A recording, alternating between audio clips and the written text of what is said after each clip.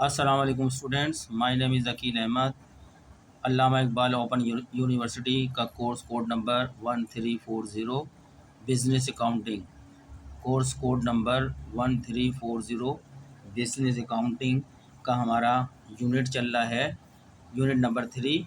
इसका एक लेक्चर किताब की थ्योरेटिकल लेक्चर हम कवर करा चुके हैं। काफ़ी डिटेल में हमने इसके अंदर थ्योरी को पढ़ा था, कंसाइनमेंट अकाउंट को समझा था। ठीक है, इसके अंदर आप लोगों ने वो लेक्चर देखा होगा और देख रहे होंगे। वो देखना ज़रूरी है लेक्चर, और ये जो मैं दे रहा हूँ ये भी इम्पोर्टेंट है। इसमें हर लेक्चर ज़रूरी है, क्योंकि जब तक आप हर पॉइंट को समझेंगे नहीं, कंसाइनमेंट अकाउंट कर नहीं पाएंगे। ज़्यादा मुश्किल अकाउंट नहीं है, आसान अकाउंट है, लेकिन इसकी हर बात को समझना ज़रूरी है। अगर आपको कहीं समझ में नहीं आ रही तो आप मेरे पिछले लेक्चर को अच्छी तरह समझें, देखें, हर पॉइंट्स को देखें। मैंने किताब की हर हेडिंग को पढ़ के बताया है, आज भी बताऊंगा, लेकिन उससे पहले थोड़ा सा कंसाइनमेंट अकाउंट अपने पास से समझाऊंगा ताकि आपकी समझ में आ जाए सवालत करने से पहले। ये इम्तहान में आराम से नंबर ले सकते हैं, ज़्यादा मुश्किल नहीं है स्टूडेंट। तो चलते हैं, लेकिन चलने से पहले आपसे रिक्वेस्ट करते हैं। हम देख रहे हैं कि लेक्चर को इतना ज़्यादा नहीं देखा जा रहा। रिक्वेस्ट तो की जा रही है कि सर 3 से लेकर 9 तक जो चैप्टर करा दें, लेकिन उसमें व्यूज़ नहीं आ रहे हैं। जो व्यूज़ आ भी रहे हैं तो उसमें लाइक कोई भी नहीं कर रहा है, आगे कोई शेयर नहीं कर रहा, उसको जो है इतने कमेंट्स नहीं आ रहे हैं। तो आपसे रिक्वेस्ट है कि आप हमारे इस चैनल को सब्सक्राइब करें, लाइक करें, शेयर करें। आगे और स्टूडेंट्स के लिए भी काम आएगा, वो भी उनका भी भला होगा, इम्तहान पास कर सकेंगे। तो उम्मीद करते हैं कि आपका रेस्पॉन्स अच्छा आएगा। आज हम लेक्चर को किताब जहाँ से छोड़ी थी किताब वहाँ से शुरू करने से पहले हमने छोड़ी थी किताब आपको दिखाते हैं। हमने यहाँ से शुरू करना था 3.1.2 तक हम पिछले लेक्चर में लेक्चर नंबर 1 में मुकम्मल करा चुके हैं। शुरू से लेके 3.1.2 तक पूरा difference between sales and consignment हमने आखिरी उसका पढ़ा था। जो है आज करेंगे 3.1.3 इम्पोर्टेंट टर्म। इसमें कुछ इस्तिलाहात दी गई हैं, कुछ ऐसे अल्फाज दिए गए हैं जिनका जानना ज़रूरी है, जिनका मतलब जानना ज़रूरी है। चलिए मैं पहले ये मतलब बता देता हूँ किताब का, फिर मैं अपना थोड़ा सा आपको समझाऊंगा। ठीक है, इसका इम्पोर्टेंट टर्म यानी अहम इस्तिलाहात, क्या बोलते हैं उर्दू में, अहम इस्तिलाहात। जैसे कि आप सब जानते हैं कि हर लैंग्वेज के में कुछ न कुछ वर्ड इस्तेमाल होते हैं जो उसी लैंग्वेज के अंदर ख़ास मानी लगते हैं। आम मानों में उसके अल्फाज, उसके मानी कुछ भी हों, आम मानी उसके कुछ भी हों आम लफ्ज़ों में, लेकिन उस ख़ास सब्जेक्ट में उन वर्डों के मानी कुछ ख़ास होते हैं, वो उसी सब्जेक्ट के लिए यूज़ किए जाते हैं। तो हम उनमें कुछ वर्ड इस्तेमाल होते हैं, वो आपको बताते हैं जो आपकी किताब में लिखा है। ये कि पेज नंबर 61 में पर हूँ मैं, किताब का आपका बुक का यूनिट नंबर 3 है। ये unit number 3 page number 3 business accounting है, 1340 बिजनेस अकाउंटिंग। खोल लें हम सफ़ा, चलते हैं 3.1.3 जिसकी हेडिंग है इम्पोर्टेंट टर्म, अहम इस्तिलाहात। अहम इस्तिलाहात। Before proceeding to the accounting treatment of consignment, मतलब ये है कि हम अकाउंटिंग ट्रीटमेंट जो कंसाइनमेंट से मुतालिक अकाउंटिंग करने से पहले जो प्रॉब्लम होती है, सवालात हल करने से पहले, इट इज़ नेसेसरी, ये ज़रूरी है, to know the following some important terms, कुछ दर्ज झेल अहम इस्तिलाहात को जानना बहुत ज़रूरी है। Relating to the consignment account, ये जितनी भी इस्तिलाहात हैं, जितनी भी टर्म हैं, इनका ताल्लुक कंसाइनमेंट अकाउंट से है। ठीक है, ये बात समझ में आ गई होगी, मैंने आपको उर्दू में बिल्कुल बता दी, आसान उर्दू में। नहीं समझ आई फिर दोबारा रिपीट करें, फिर सुने अल्फाज को। बिफोर प्रोसीडिंग, प्रोसीडिंग माने कार्रवाई या एक्शन, एक्शन लेने से पहले, to the accounting treatment of consignment, accounting treatment माने, ट्रीटमेंट का मतलब है सवालात को हल करना, अकाउंटिंग के ना, सही है। अकाउंटिंग ट्रीटमेंट ऑफ कंसाइनमेंट के सवालात को हल करने से पहले, इट इज़ नेसेसरी, ये ज़रूरी है, to know the following some important terms relating to the consignment, consignment account से मुताल्लिक कुछ अहम इस्तिलाहात को जानना ज़रूरी है जो नीचे दी जा रही हैं, दर्ज झेल हैं। चलिए नंबर 3.1, कमीशन। कमीशन क्या होता है कंसाइनमेंट अकाउंट में? कौन लेता है कमीशन, कौन इसका हकदार होता है और किस अमाउंट पे मिलता है, इसमें बताएंगे। Commission is a remuneration, commission एक मुआवजा होता है, एक अमाउंट होता है। पेड बाय वन पर्सन, एक शख्स देता है, उसका नाम क्या है, प्रिंसिपल। प्रिंसिपल किसको होते हैं, कारोबार के ऑनर को, मालिक को प्रिंसिपल कहते हैं। Commission is a remuneration, commission जो है एक मुआवजा होता है, एक अमाउंट होता है, एक मनी होती है। पेड कौन अदा करता है, बाय वन पर्सन यानी ऑनर जिसको प्रिंसिपल कहते हैं। किसको अदा करता है, टू एन अदर पर्सन, एक और शख्स होता है उसको अदा करता है। वो शख्स कौन होता है, उसका नाम क्या है, एजेंट। वो प्रिंसिपल का एजेंट होता है यानी नुमाइंदा होता है जो प्रिंसिपल के लिए काम करता है।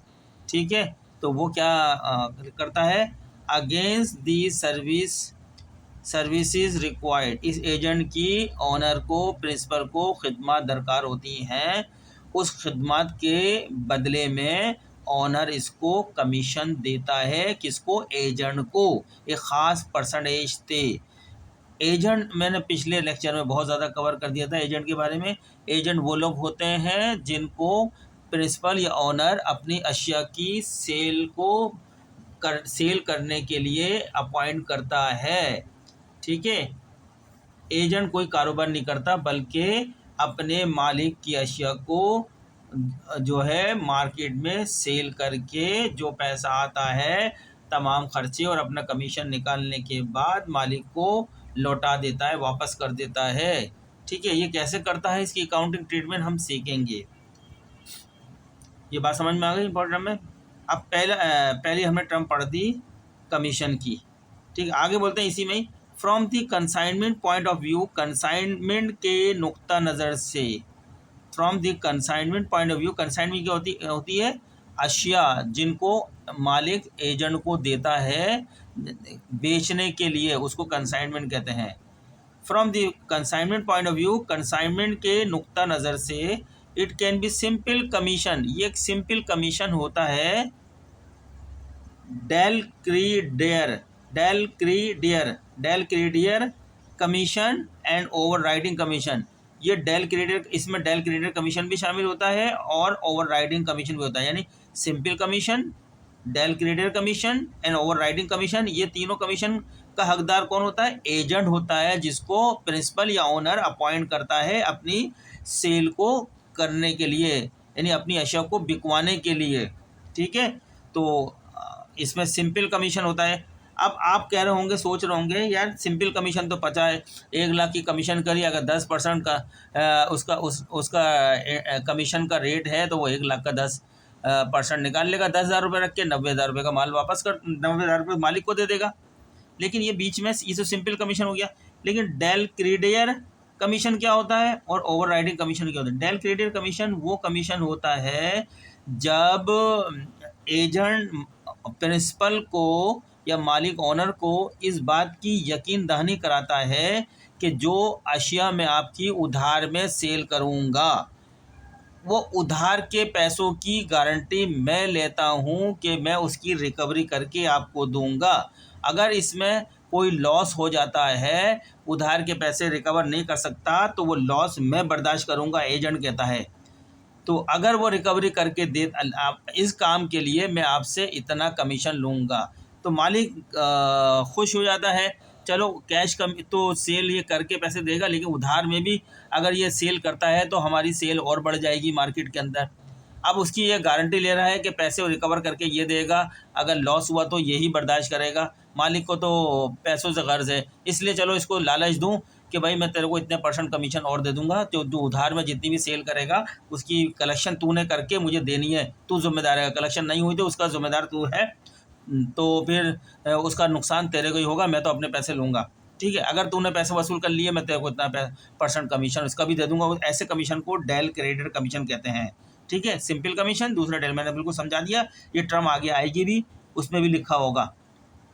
एंड ओवर राइडिंग कमीशन, ये ओवर राइडिंग कमीशन क्या होता है, बाज़ दफ़ा जो ऑनर जो होता है, ये जो प्रिंसिपल होता है, ये प्रिंसिपल जो होता है, नज़र नहीं आ रहा होगा आपको, ये तो प्रिंसिपल होता है। ऑनर जो होता है ये अपने एजेंट को जब अपॉइंट करता है, कहता है कि मैं आपको जो कंसाइनमेंट गुड बेच रहा हूँ 50,000 के अपना रॉ मटेरियल भेज रहा हूँ आपको, आपने 50,000 का इसको सेल करनी है। लेकिन बाज़ दफ़ा ऐसा होता है कि मार्केट में जो है एजेंट 50,000 की लिमिट से ज़्यादा सेल कर देता है मार्केट के अंदर, ओवर सेल कर देता है, लिमिट जो होती है उससे भी ज़्यादा कर देता है। ओवर जब सेल करेगा तो मालिक को ज़्यादा पैसे मिलेंगे, उसकी माल ज़्यादा बिक रहा है, तो ऐसे में एजेंट को खुश करने के लिए मालिक ओवर राइडिंग कमीशन देते हैं, यानी ज़्यादा माल, लिमिट से ज़्यादा माल बेचने पे भी उसको इनाम देता है, कमीशन देता है। तो 3 कमीशन का कमीशन बता दी मैंने। एक सिंपल कमीशन जो आम आदमी निकाल सकता है, जितनी सेल करी उस पर परसेंटेज अप्लाई करी, सेल निकल गया।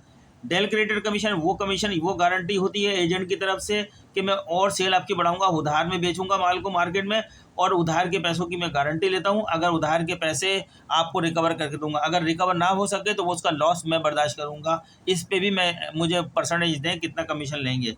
ओवर राइडिंग कमीशन पे भी अगर मैंने ज़्यादा माल बेच दिया तो उसका भी बताया मुझे कि मुझे कितना कमीशन देंगे, आपकी लिमिट से ज़्यादा बेच दिया। तो समझ गए होंगे स्टूडेंट, कमीशन के बारे में अच्छी तरह मैंने बता दिया है आपको। ये इंपॉर्टेंट चीज़ें अगर आपको नहीं पता होंगी ये चीज़ें, तो जब सवाल में आएंगी तो आपके लिए प्रॉब्लम हो जाएगी क्वेश्चन हल करना। आती होगी तो आप अगर इम्तहान में भी टर्म देते हैं, 5-6 टर्म है और आपको 10 नंबर का कहते हैं, तो आप इसको आसानी से लिख सकेंगे। जो बातें मैंने बताई हैं इसको जहन नशीन रख लें, जहन में। उर्दू में बताई हैं, उर्दू में अपनी ज़बान है, समझना कोई मुश्किल नहीं है। इंग्लिश में तो लिखी भी है, सामने नज़र आ रही है। अब नंबर ए, टर्म के अंदर नंबर ए चल रहा है। सिंपल कमीशन मैंने बता दिया, लेकिन वही लिखा होगा अभी, simple commission. It is calculated on a fix percentage basis on total sale as per the term laid down by the consignor. जो आपसे मुआहिदा कंसाइनर के साथ होता है उसमें जो परसेंटेज लिखी जाती है कि इतने परसेंट, अगर आप जो जितनी भी सेल करेंगे इतनी परसेंट हम आपको देंगे, जितनी आप सेल कर लेंगे ग्रॉस सेल के ऊपर परसेंट अप्लाई करके जो कमीशन मिलेगा उसको सिंपल कमीशन बोलते हैं। इसे ये मुश्किल नहीं है, तो नॉर्मल सी बात है। ये मैंने यहाँ पर बताया भी आपको भी, सिंपल कमीशन जब बताया था। चलें अगले सवाल में 62, पेज नंबर 62 पे चलते हैं। चलें जी स्टूडेंट्स, बी में है डेल क्रेडिट कमीशन। ये भी मैंने आपको बता दिया अभी पीछे कि जब उधार में सेल करेगा एजेंट, मालिक से कहता है कि अगर मैं उधार में सेल करता हूँ आपकी सेल बढ़ाने के लिए, उधार में जितना भी पैसा होगा वो मैं कलेक्ट करके आपको दूंगा, गारंटी कराता हूँ तमाम पैसा आपको लेके दूंगा। अगर मैं वसूल नहीं कर सका तो वो पैसा जो है उसका लॉस मैं बर्दाश्त करूंगा। तो मालिक को बेचैनी ख़त्म हो जाती है कि पैसा ना मिलने की, इस पर भी मालिक उसको कुछ कमीशन देता है। ऐसे कमीशन को डेल क्रेडिटर बोलते हैं। It is a commission paid by consignor, consignor मैंने ऑनर जो मालिक होता है, टू कंसाइनी, कंसाइनी माने एजेंट, अपॉन हिज गारंटी, जिस इसकी गारंटी पर देता है, to recover of all debt, debt माने कर्जा, विच आर जनरेटेड, वो कर्जा कैसे जनरेट हुआ है, अगेंस्ट क्रेडिट सेल से हुआ है। जब वो क्रेडिट सेल करता है उससे जो है पैसा जो है उसकी वो गारंटी करता है कि मैं वसूल करके दूंगा। This commission will save consignor, ये कमीशन जो है कंसाइनर को सेव कर लेता है from the loss of bad debts, कि पैसा डूबने से, क्योंकि वो गारंटी ले लेता है कि पैसा वसूल करके मैं दूंगा, अगर ना हुआ तो मैं बर्दाश्त करूंगा। Because it will be bond by the consignor, क्योंकि इसको अगर लॉस होता है तो वो कंसाइनी बर्दाश्त करेगा, यानी एजेंट बर्दाश्त करेगा, मालिक नहीं। इसलिए मालिक को सेफ हो जाता है, इसलिए उसको इस पर भी कमीशन देता है। पीछे मैंने बता दी थी टर्म को। ओवर राइडिंग, सी में ओवर राइडिंग कमीशन क्या होता है, इट इज़ एक्स्ट्रा कमीशन, ये एक्स्ट्रा कमीशन होता है which is guaranteed by consignor, जिसकी मालिक जो है गारंटी देता है टू कंसाइनी एजेंट को कि अगर तुमने लिमिट से ज़्यादा सेल कर दी तो मैं आपको और कमीशन दूंगा, उसको ओवर राइडिंग कमीशन कहते हैं। इफ़ द सेल एक्सीड मैंने बढ़ जाती है सेल, प्रिस्क्राइब लिमिट, जो लिमिट तय की गई होती है उस लिमिट से ज़्यादा सेल कर देता है, एक्सीड कर देता है, तो वो उस पर जो कमीशन देता है वो ओवर राइडिंग कमीशन होता है ज़्यादा पे। This is usually paid to boost the sale, अक्सर ये जो पे किया जाता है सेल को बढ़ाने के ऊपर किया जाता है। एंड टू मोटिवेट, और तरकीब दी जाती है कंसाइनी यानी एजेंट को, टू वर्क हार्ड, ताकि वो मेहनत करे और सेल को बढ़ाए। अगर सेल लिमिट से ज़्यादा चली जाती है तो और मजीद कमीशन मिलता है, ओवर राइडिंग कमीशन। ठीक है, ये भी टर्म भी समझ में आ गई होगी। आगे की टर्म देखते हैं। प्रोफार्मा इनवॉइस बड़ा इंपॉर्टेंट होता है। प्रोफार्मा इनवॉइस ये वो डॉक्यूमेंट होता है जिस वक्त जो है ऑनर, मालिक या प्रिंसिपल अपना सामान कंसाइनमेंट, अपनी कंसाइनमेंट, सामान को कंसाइनमेंट बोलते हैं ना, एजेंट को भेजता है सेल के पर्पज़ से, तो उसके साथ अपनी सेल की जो एक इनवॉइस बनाता है, उसको उस इनवॉइस में जो उसकी डिटेल होती है, जो सामान भेज रहा होता है, उसको प्रोफार्मा इनवॉइस कहते हैं। पढ़ देते हैं। दिस डॉक्यूमेंट, ये दस्तावेज, कंटेन, इसमें शामिल होती है the detail of consign goods, जो सामान भेजा गया है उसकी तफसील शामिल होती है, सच है जैसे कि नेम ऑफ आइटम, जो जो आइटम भेजे गए उनके नाम लिखे होते हैं प्रोफार्मा इनवॉइस के अंदर, उसकी क्वांटिटी लिखी होती है, कितनी तादाद में भेज रहे हैं, क्वालिटी किस क्वालिटी का है वो लिखा होता है उसके अंदर, एंड प्राइस किस प्राइस पे भेज रहे हैं। ये 4 चीज़ें लिखी होती हैं प्रोफार्मा प्राइस में, जिस पर वो सामान एजेंट को भेजता है, ऑनर कंसाइनमेंट करता है या कंसाइन करता है। इट इज़ प्रिपेयर, ये तैयार करता है, एंड सेंड बाय कंसाइनर, ये कंसाइनर तैयार करता है और भेजता है विद दी गुड्स के साथ लगा के, डिस्पैच टू कंसाइनर, जितना भी कंसाइनर को भेजा जाता है। ठीक है, प्रोफार्मा इनवॉइस वो डॉक्यूमेंट होता है जिसे मालिक जो एजेंट को सामान के साथ जो है तैयार करके एजेंट को भेजता है, जिसमें सामान आइटम का नाम होता है, आइटम की तादाद होती है, आइटम की खुसूसियत होती है, क्वालिटी, और आइटम की प्राइस होती है। तो ये तमाम 4 चीज़ें जो उसके अंदर होती हैं इनवॉइस के अंदर, उसको प्रोफार्मा इनवॉइस होता है, जो एजेंट को भेजा जाता है मालिक की तरफ से। तैयार कौन करता है? मालिक, ओनर, जिसको प्रिंसिपल भी कहते हैं। ठीक है, यानी कंसाइनर भी बोलते हैं उसको। प्रोफार्मा इनवॉइस डिफर, ये फ़र्क मुख्तलिफ होता है फ्रॉम द इनवॉइस। इनवॉइस जो इशू किया जाता है सेल्स में किया जाता है। नॉर्मल आप जब सेल करते हैं माल को, किसी ग्राहक को बेचते हैं तो उसके साथ जो रसीद इशू करते हैं उसको इनवॉइस कहते हैं। और प्रोफार्मा इनवॉइस जो है सेल का डॉक्यूमेंट नहीं होता, ये एजेंट को भेजा जा रहा होता है माल डिटेल के साथ कि आपने ये माल बेचना है, और ये वो माल, ये इनवॉइस जब बनता है जब माल बिक जाता है, कस्टमर को दिया जाता है बिकने के बाद, यानी बायर को दिया जाता है। प्रोफार्मा इनवॉइस डिफर होता है from the invoice because invoice is generated, invoice बनाया जाता है अगेंस्ट द सेल, सेल्स के अगेंस्ट में, यानी जब सेल्स हो जाती है, सेल्स ऑफ गुड्स, जब अशिया की सेल्स हो जाती है तो फिर बनाया जाता है ये। एंड कंटेन दी, इसमें शामिल होती है डिटेल ऑफ गुड्स सोल्ड, जो आपने सामान बेचा है उसकी तफसील होती है, and the amount to be recovered from the buyer, और बायर से कितना अमाउंट रिकवर करना है उसकी जो उसके बारे में होता है ये। लेकिन ये बनता जब माल सेल हो जाता है, सेल के साथ कस्टमर को देते हैं। वेर जबकि proforma invoice is a simple statement, एक सिंपल सा स्टेटमेंट होता है which shown the detail of goods consigned by the consignor to consignor, जिसमें वो डिटेल होती है गुड्स की जो माल, यानी कंसाइनर माल भेजता है कंसाइनी यानी एजेंट को। सही है, प्रोफार्मा इनवॉइस में चल गया। कंसाइनमेंट अकाउंट, कंसाइनमेंट अकाउंट भी प्रॉफिट एंड लॉस, जैसे आम बिजनेस के अंदर प्रॉफिट एंड लॉस बनता है, उसी तरीके से कंसाइनर जो होता है यानी ऑनर, मालिक जो होता है, वो अपने पास कंसाइनमेंट अकाउंट बनाता है।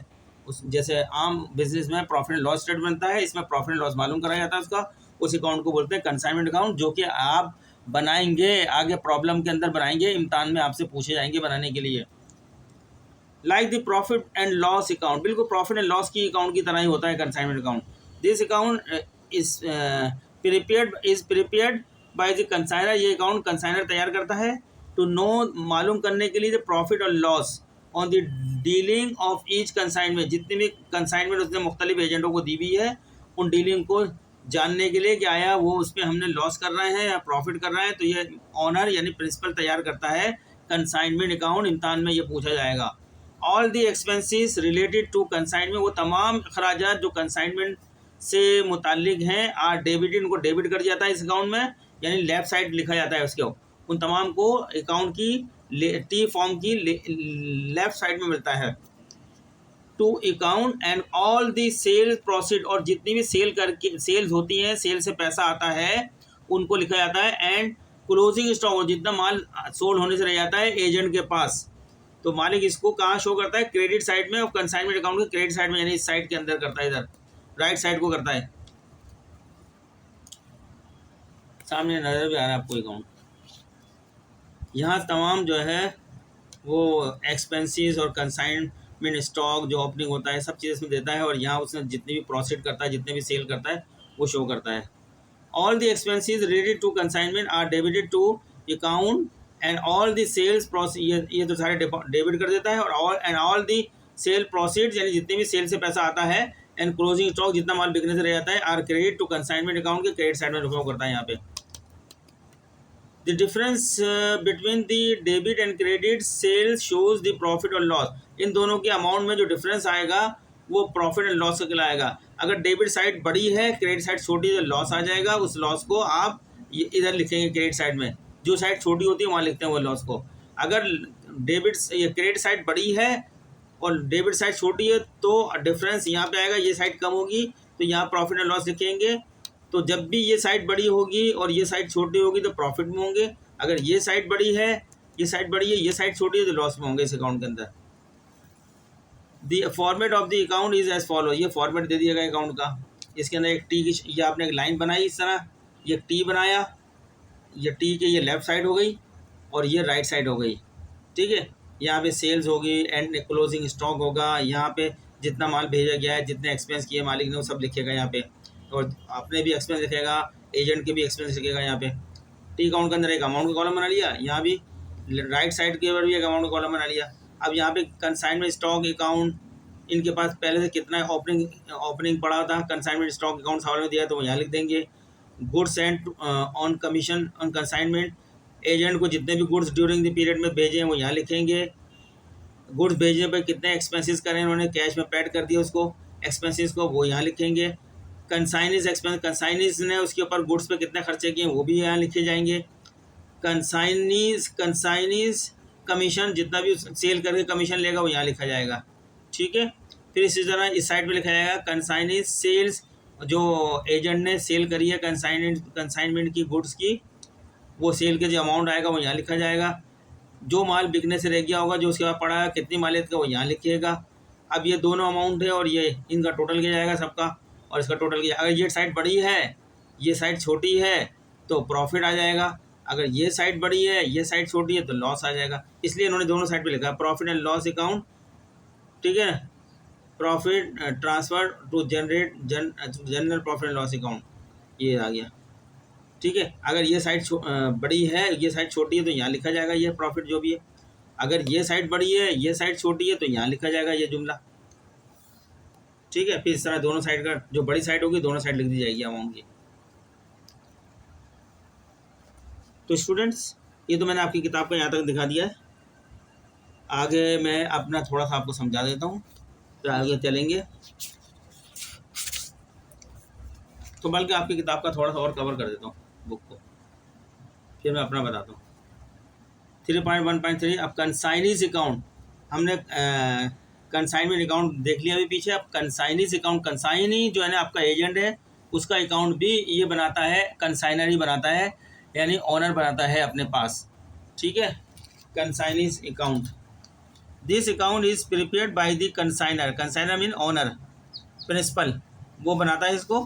To know the amount due by consignee him, ये जानने के लिए एजेंट से कितना पैसे वसूल करने हैं, कितने पैसे एजेंट के बाद ड्यू हो गए वो जानने के लिए।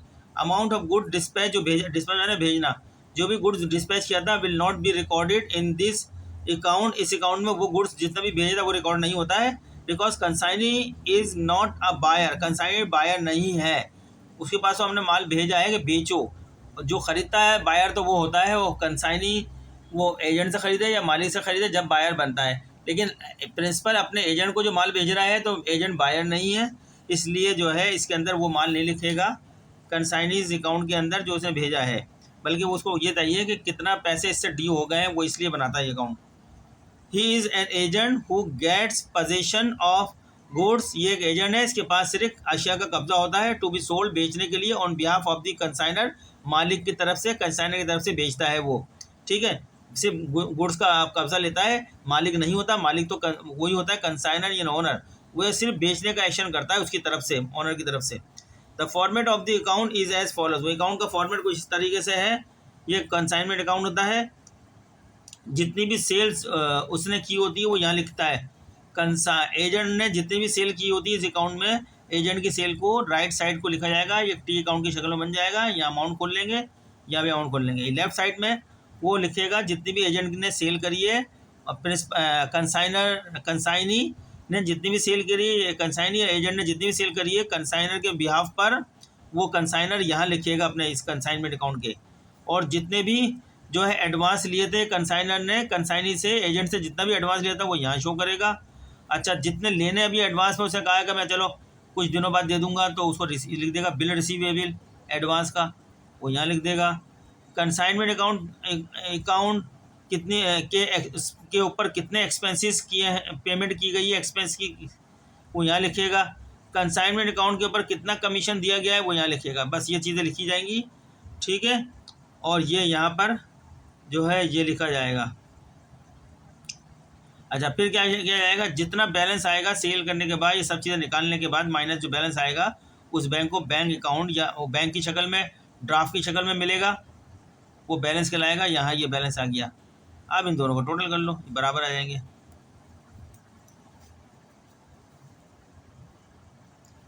ये आखिर में बैलेंस आ जाएगा, जिसको बैलेंस कह सकते हैं या बैंक अकाउंट कह सकते हैं। वो बैंक को भेज देगा आपका कंसाइनी इतने पैसे की। अच्छा, अब अकाउंट सेल ये इम्तिहान में आता है। अकाउंट सेल बनाएगा कौन? कंसाइनी, एजेंट बनाएगा। ये कौन बनाएगा? ऑनर। ये वो ऑनर नहीं बनाएगा, प्रिंसिपल नहीं बनाएगा ना। कंसाइनर, प्रिंसिपल, ऑनर एक ही नाम होता है, नहीं बनाएगा। ये कंसाइनी यानी एजेंट बनाएगा। It is a statement which is prepared by the consignee. देखिए कंसाइनी लिखा है, कंसाइनी एजेंट को बोलते हैं। ये वो स्टेटमेंट होता है जो कंसाइनी बनाता है and send to the consignor, और फिर ऑनर को भेज देता है, यानी कंसाइनर को भेज देता है। फ्रॉम टाइम टू टाइम भेजता रहता है। इट कंटेन, इसमें शामिल क्या होता है? डिटेल ऑफ गुड्स सोल्ड, जितना माल बेचा होता है उसकी तफसील मौजूद होती है। एक्सपेंसिव जो उसने इनकर्ड किए हैं उसकी तफसील होती है। कमीशन चार्ज, जितना कमीशन उसने माल बेच के चार्ज कर लिया है उसकी तफसील होती है। And the amount due to consignor, और जितना अमाउंट ड्यू हो गया कंसाइनर को उसकी तफसील होती है। Format of the account sales is as follows. Account sale इस तरह बनेगा। इसमें एग्जाम्पल दिए, एजेंट ने 500 यूनिट बेचे हैं 200 रुपये के हिसाब से, यानी कंसाइनी या एजेंट ने कंसाइनर की तरफ से जो सामान आया था बेचने के लिए उसमें से 500 यूनिट बेचे हैं 200 रुपये पर यूनिट के हिसाब से, तो बन गया 1 लाख रुपये। 200 को ज़रब दिया 500 से तो 1 लाख रुपये बन गया। फिर इसे मज़ीद 300 यूनिट बेचे हैं 210 रुपये के हिसाब से। 210 को 300 से ज़रब दिया कैलकुलेटर पे, तो बन गया 63,000। ठीक है स्टूडेंट, 1 लाख और 63 जमा करा, ये 1,63,000 की ग्रॉस सेल्स हो गई। याद रखना, जो उसका 10% कमीशन है इस ग्रॉस सेल्स पर चार्ज करेगा, वो हमेशा कमीशन इस सेल्स पर चार्ज करेगा।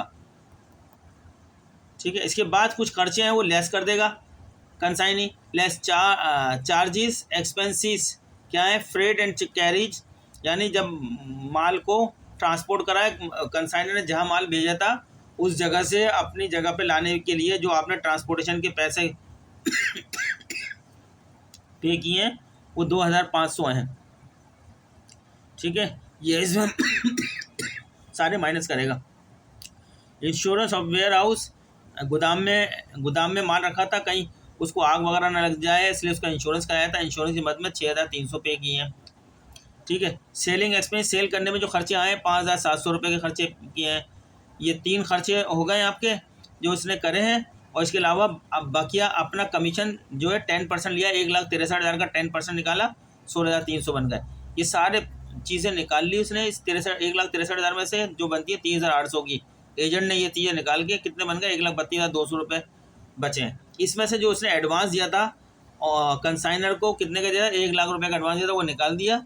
तो कितने पैसे पे करेगा? Bank draft enclose for balance due, जो बैलेंस ड्यू 32,800 का एक बैंक ड्राफ्ट बनाएगा कंसाइनर के नाम और उसको भेज देगा 32,800 रुपये का। ठीक है, और ये नीचे जगह का नाम लिखेगा राउट 20 और तारीख डाल देगा कि जिस दिन भेज रहा है, और यहाँ अपने सिग्नेचर कर देगा फ्रॉम मैसर्स XYZ, आपका एजेंट सिग्नेचर हो जाएंगे। ठीक है स्टूडेंट्स, इम्तहान में आपको इस तरह ये बनाने के लिए आ जाएगा, आप बना देंगे ये।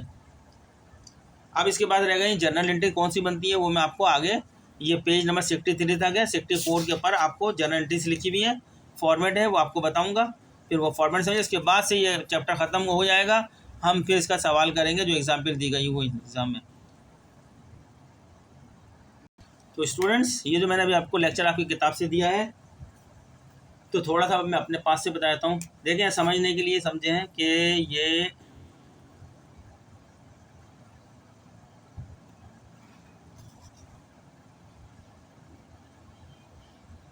ये कंसाइनर है, कंसाइनर जिसको हम ऑनर भी बोलते हैं और प्रिंसिपल भी बोलते हैं।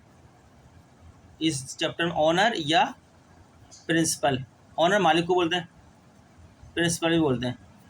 ठीक है, ये एक अपॉइंट करता है, ये चाहता है कि मेरा माल जो मैं बेच रहा हूँ, लेकिन मेरा माल दूर दराज दूसरी मार्केटों में बिके, तो फिर इस माल को बेचने के लिए ये क्या करता है? उस इलाके के एजेंटों से रब्ता करता है, उन एजेंटों को तैयार करता है कि भाई आप हम आपको माल देंगे और उस पर आपको वो माल आपने बेचना है, और इसमें आपका इंटरेस्ट ये होगा कि हम आपको इतने % कमीशन देंगे, क्योंकि कोई शख्स भी किसी का माल बेचेगा तो वो उसको कुछ पैसे चाहिए, वो पैसे जो लेता है बेचने वाला उसको कमीशन बोलते हैं। फ़र्ज़ करें ये एजेंट को इसने अपॉइंट करा है, ये कराची के अंदर, ये कराची है फ़र्ज़ करें, मालिक कराची के अंदर है, एजेंट हैदराबाद में है, ठीक है। कराची के अंदर मालिक ये अपनी मार्केट, कराची की मार्केट कवर कर रहा है, लेकिन अभी चाहता है मेरी सेल और आगे हैदराबाद तक ही बढ़े, तो यहाँ हैदराबाद का एक आदमी तलाश करेगा, वो जो महारत रखता होगा उसको अपॉइंट करेगा जो है एज ए एजेंट, क्या ठीक है ना। तो उसका नाम होगा, क्या बोलेंगे उसको, कंसाइनी। कंसाइनमेंट चैप्टर में कंसाइनी, या इसको आम जबान में एजेंट भी कहते हैं। ये ओनर, ये एजेंट, ये कंसाइनर, ये कंसाइनी। अब क्या करेगा कंसाइनर, अपना एग्रीमेंट करने के बाद जब दोनों में तैयार एग्रीमेंट हो जाएगा तो इसको अपना माल भेजेगा यहाँ से, ठीक है। ये जो माल भेज रहा है ना, इसको यहाँ से गुड्स चल रहा है, इसके पास पहुँच रहा है, इसका काम है गुड्स को रखे अपने पास और उसको आगे अपने वहाँ की मार्केटों के अंदर इसको सेल कराए, इसके माल को सेल कराए। इसलिए ये जो माल जा रहा है इसके पास, इस माल को बोलेंगे कंसाइनमेंट। कंसाइनमेंट, या इसको हम गुड्स भी कह सकते हैं, आम जबान में गुड्स कहते हैं हम कारोबारी टर्म में, लेकिन इस चैप्टर में इसको कंसाइनमेंट बोलते हैं। गुड्स को क्या बोलते हैं, कंसाइनमेंट। ये यहाँ से चला और यहाँ पहुँच गया, ठीक है। ये आपको बताना था समझाने के लिए। अच्छा, आपको पता होना चाहिए ये जो ऑनर जो काम कर रहा है किस पर्पस के लिए कर रहा है, ये जो वर्क कर रहा है किस लिए कर रहा है, वर्क फॉर किस लिए कर रहा है, प्रॉफिट को, इसको तो प्रॉफिट चाहिए। जो एजेंट काम करेगा, जो वर्क करेगा, ये किस लिए करेगा, एजेंट किस लिए काम करेगा, वर्क फॉर, इसको कमीशन चाहिए। ये तो माल बिकवाने का काम कर रहा है, ये माल बिकवाएगा अपना कमीशन ले लेगा, इसको प्रॉफिट चाहिए, ये कारोबार कर रहा है, कारोबार से प्रॉफिट चाहिए। अच्छा, जब ये माल भेजता है, इस माल को जो है इस पर खर्चे भी करता है कंसाइनर। कंसाइनर माल को एज इट इज थोड़ी दे देगा। जैसे फर्ज करें, एक एग्जांपल लेते हैं हम, ये कुछ कॉस्ट ऑफ मटेरियल्स है, ये मटेरियल क्या है, कंसाइनमेंट है ये आपकी, ये कंसाइनमेंट है यानी गुड्स है, ये जो एजेंट को भेज रहा है बेचने के लिए, ठीक है। कंसाइनमेंट सही है, एजेंट को भेज रहा है बेचने के लिए, ठीक है। इसके ऊपर ये भी कॉस्ट, एक तो ये कॉस्ट हो गई इसकी, इस कॉस्ट के अलावा भी वो इस पे भेजने से पहले इसको इस पर कुछ खर्चे करेगा ना। जैसे हम मालों में देखते हैं रखी हुई चीज़ें जो हैं पैकिंग, अच्छी पैकिंग के अंदर होती है, बिल्कुल सेट हुई भी होती है, प्रिंटिंग हुई हुई पैकिंग भी ऐसी होती है खूबसूरत, उस पर नाम प्राइस सब लिखी होती है, तो इस तरह पैकिंग कराएगा, उस पर भी खर्चा आएगा। तो ये इस पर कॉस्ट, इस पर पैकिंग की कॉस्ट पड़ेगी। फिर ये माल भेजेगा एजेंट को कराने के लिए किसी जहाज़ वगैरह में या रेलवे में या बस में लोड कराएगा, लोडिंग खर्चा भी इसको आएगा। लोडिंग या उसको फ्रेट कह सकते हैं, ट्रांसपोर्ट कह सकते हैं, फ्रेट खर्चे की भी कॉस्ट पड़ेगी इसको। फिर इसको ट्रांजिट इंश्योरेंस कराना पड़ेगा। ये माल भेज रहा है अपनी जगह से एजेंट की जगह तक पहुंचने में कहीं ऐसा नहीं रास्ते के अंदर माल तबाह हो जाए तो उसका इंश्योरेंस कराएगा, ट्रांजिट इंश्योरेंस कराएगा, रास्ते का बीमा। कौन सा बीमा, सिर्फ रास्ते का बीमा करवाएगा। अगर रास्ते के अंदर माल ज़ाया हो गया, ख़राब हो गया, तो उसको पूरे पैसे मिल जाएंगे जितनी मालियत का बीमा कराएगा। कोई ड्यूटी होगी, ड्यूटी भी पे करेगा ये, इस सिलसिले में ड्यूटी हो या टैक्स हो, वो खर्चा भी इसको कराएगा इसके ऊपर। और अदर खर्चे जो भी होंगे वो भी इसके ऊपर खर्चे करेगा, ये अदर एक्सपेंसेस भी करेगा, ठीक है। अब जब माल इसके ये सारा माल खर्चा सारे लगा के इसके पास आ जाएगा, अब इसका काम बेचना है, तो ये भी ज़रूरी थोड़ी, इस पर भी कुछ खर्चे होंगे इसके भी। ये भी कुछ एग्जाम्पल लेते हैं खर्चों के। एजेंट भी कुछ खर्च करेगा ना लाजमी,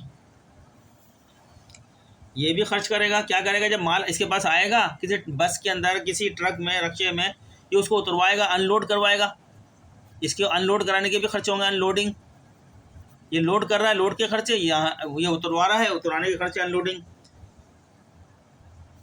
और फिर जब ये अनलोड करवाएगा, जब रेल से इधर आ रहा है, रेल से उतरवा लेगा सामान को, उसके खर्चे देगा। फिर रेल से अपनी दुकान तक लाने के लिए, अपनी जगह तक लाने के लिए ट्रांसपोर्टेशन खर्चे करेगा, जिसको फ्रेट बोलते हैं। फ्रेट के खर्चे भी करेगा, ट्रांसपोर्टेशन के, रक्षा टैक्सी वगैरह में रख के लेकर आएगा जो, उसका भी खर्चा पे करेगा, ये खर्चा भी होगा इसका। कोई इस रास्ते में कोई ड्यूटी वगैरह देना पड़ गई इसको तो वो भी देगा, ड्यूटी या टैक्स गवर्नमेंट को कोई, ठीक है, चुंगी वगैरह तो कोई टैक्स वगैरह देता है कोई। अच्छा, इसको माल बेचने की कुछ स्टाफ रखना पड़ेगा, स्टाफ सैलरी भी देना पड़ेगी इसको, सैलरीज भी देना पड़ेगी। अनलोडिंग के जब ये उतरवाएगा माल को तो वो खर्चे पे करेगा। फिर उस रेलवे स्टेशन में अगर माल आया रेलवे से अपनी दुकान तक लाने के लिए ट्रांसपोर्टेशन जिसको फ्रेट बोलते हैं वो खर्चे देगा। रास्ते में रोड पे कोई ड्यूटी या टैक्सेस लगते हैं माल के ऊपर वो भी पे करेगा। सेल करने के लिए स्टाफ रखेगा, उसकी भी सैलरीज के खर्चे इसमें ऐड करेगा, एक्सपेंसेस करेगा। अगर माल की इश्तिहार का साजी कराएगा, इश्तिहार देगा मुख्तलिफ पे तो उसके भी खर्चे आएंगे। एडवर्टाइज़ कराएगा तो एडवर्टाइजिंग एक्सपेंसिव पे करेगा। और इसके अलावा कोई और छोटे मोटे अदर एक्सपेंस होते हैं वो भी ये पे करेगा गुड्स के ऊपर। लेकिन ये जो जितने खर्चे पे करेगा ये भी तो ये ऑनर ही देगा, सब भरेगा। ऑनर जितने खुद से खर्चे कर रहा है वो भी इस कंसाइनमेंट के ऊपर वो भी ऑनर बर्दाश्त करेगा। ये जितने भी खर्चे करेगा ये बर्दाश्त करेगा। ये कोई खर्चा बर्दाश्त नहीं करेगा, सारे खर्चे ऑनर पर डालेगा। और जब ये सेल करेगा सेल में से पैसे डिडक्ट कर लेगा, अपना कमीशन के पैसे भी डिडक्ट करके जो बचेगा वो सेलर को भेजेगा ये, ठीक है। अच्छा, आपको ये भी बताना है इसके अंदर आपके पास जो है दो किस्म के जो है खर्चे होते हैं। खर्चे कितने किस्म के होते हैं? दो। एक होता है नन रिकरिंग एक्सपेंस और दूसरा होता है recurring expenses. Non recurring expense वो एक्सपेंस होते हैं जो वन टाइम किए जाते हैं, ठीक है। नन रिकरिंग एक्सपेंस वो खर्चे होते हैं जो रिपीट नहीं होते, एक ही बार किए जाते हैं। और दूसरा खर्चे कौन से नन रिकरिंग एक्सपेंस में कौन कौन से आ रहे हैं? जो फर्ज करें जो एक बार कमीशन, कंसाइनमेंट,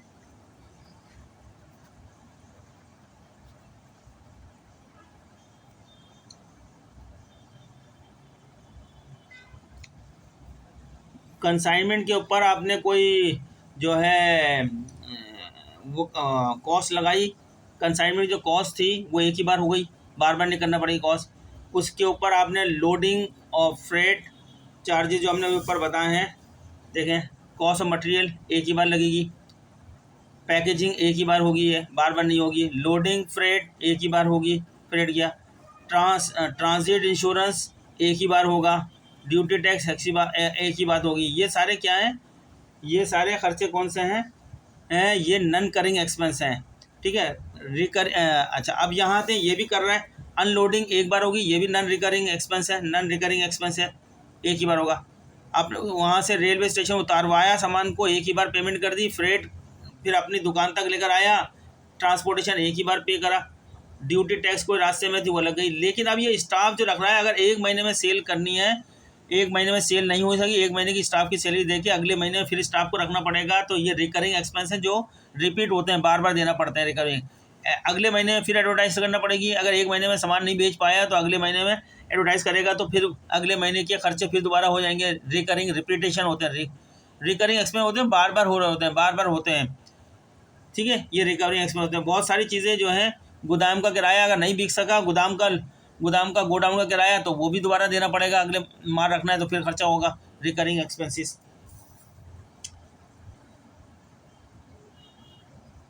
ठीक है। ये थोड़ी थोड़ी बात करिए, recurring expense, non recurring expenses. अच्छा, इसके अंदर जो है आपको आपसे इम्तहान में क्या पूछा जाएगा? आपसे इम्तहान में कहा जाएगा कि आप कंसाइनमेंट अकाउंट बनाने कंसाइनमेंट अकाउंट बनाने के लिए आपसे कहा जा सकता है, 2 3 4 चीज़ें मांगी जाती हैं इसमें। या आपसे कहा जाता है कहा जाता है कंसाइनी अकाउंट बनाएं, यानी एजेंट का अकाउंट बनाएं, कंसाइनी अकाउंट बनाएं, ए अकाउंट की शॉर्ट फॉर्म A/C है। या आपसे कहा जाएगा इम्तहान में कि आप गुड्स एंड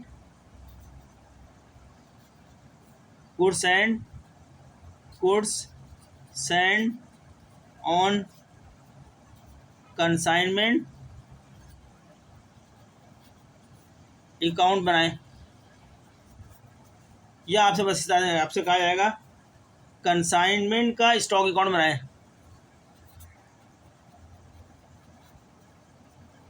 स्टॉक, स्टॉक माने वो सामान जो बिकने से रह गया है एजेंट के पास, उसका स्टॉक अकाउंट। बस इम्तिहान में आपसे ये चीज़ें मांगी जा सकती हैं, ये मैंने अपने पास से दी थी। तो आगे फिर आपकी बुक को लेके चलेंगे जहाँ से छोड़ा है। कौन कौन सी एंट्रियाँ बनती हैं दोनों की बुकों में वो बताई जाएंगी, उनके फॉर्मेट लिखवाए जाएंगे, ताकि उस एंट्रियों की बुनियाद पे उनके फिर वो फॉर्मेट बताए जाएंगे अकाउंट्स में किस तरह बनते हैं, कहाँ लेफ्ट साइड में कौन सी चीज़ होती है। मैंने आपको बता भी दी अभी थोड़ी देर पहले आपकी किताब से। तो जब हम बनाएंगे तो आपको समझ में आ जाएगा। तो आपसे चलते हुए रिक्वेस्ट करते हैं कि आप हमारे चैनल को सब्सक्राइब करें, लाइक करें, आगे दूसरों को भी शेयर करें, और इंशाल्लाह आप लोग इम्तिहान अगर अच्छी तरीके से लेक्चर को फॉलो करोगे तो इम्तिहान में किसी टीचर के पास जाने की जरूरत नहीं होगी, इसी से ही आप अपने सवाल हल कर लोगे। चलते हैं, मिलेंगे नेक्स्ट लेक्चर में, तब तक के लिए अल्लाह हाफिज़।